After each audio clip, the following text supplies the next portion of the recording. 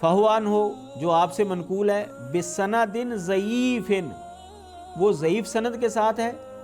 وعلی ضعفہ اتفاق اور اس کے ضعف کے اوپر اتفاق ہے۔ اتنے بڑے محدث بھی اقرار کر رہے ہیں کہ جس روایت کے اندر 20 رکعات کا تذکرہ ہے وہ سند ضعیف ہے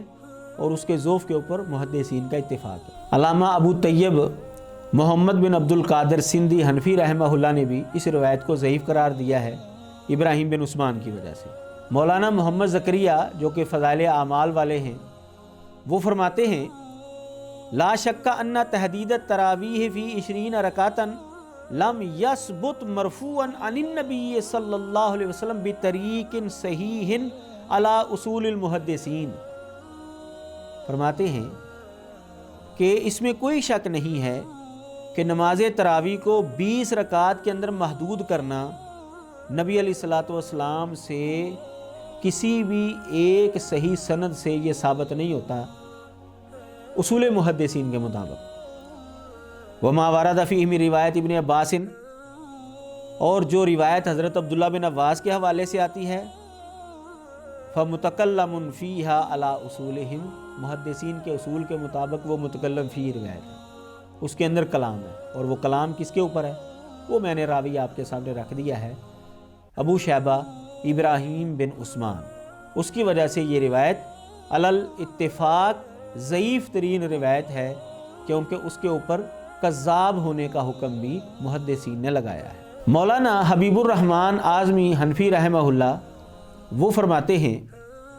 بہرحال ہم کو اتنا تسلیم ہے کہ ابراہیم ضعیف راوی ہے اور اس کی وجہ سے یہ حدیث بھی ضعیف ہے۔ رکعت تراویح بحوالہ انوار مصابیح۔ مولانا عبد الشکور لکھنوی وہ فرماتے ہیں اگرچہ نبی صلی اللہ علیہ وسلم سے 8 رکعت تراویح مسنون ہے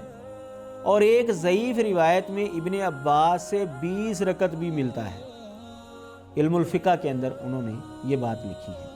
مولانا غلام حبیب دیوبندی وہ فرماتے ہیں وَلَكِنَّهُمَا ضَعِيفَانِ لیکن یہ دونوں روایات جو ہیں وہ ضعیف ہیں، اور ان میں سے ایک وہی ہے جو ابراہیم بن عثمان والی روایت ہے حضرت عبداللہ بن عباس رضی اللہ تعالیٰ عنہ پر۔ تو اس ساری تفصیل سے ہمیں یہ بات معلوم ہوتی ہے کہ حضرت عبداللہ بن عباس رضی اللہ تعالیٰ عنہ والی یہ روایت رسول اللہ صلی اللہ علیہ وسلم سے قطعاً ثابت نہیں ہے، یہ روایت پرلے درجے کی ضعیف روایت ہے، قابل عمل نہیں ہے، اور یہ صرف ہم ہی نہیں کہتے بلکہ جو 23 رکعات کو سنت کہنے والے احباب ہیں ان کے بھی بڑے بڑے علماء اس روایت کو ضعیف اور کمزور قرار دے رہے ہیں۔ دوسری دلیل جو ان احباب کی جانب سے پیش کی جاتی ہے وہ تاریخ جرجان کی ہے۔ میرے سامنے یہ حدیث موجود ہے، حضرت جابر بن عبداللہ رضی اللہ تعالیٰ عنہ سے روایت ہے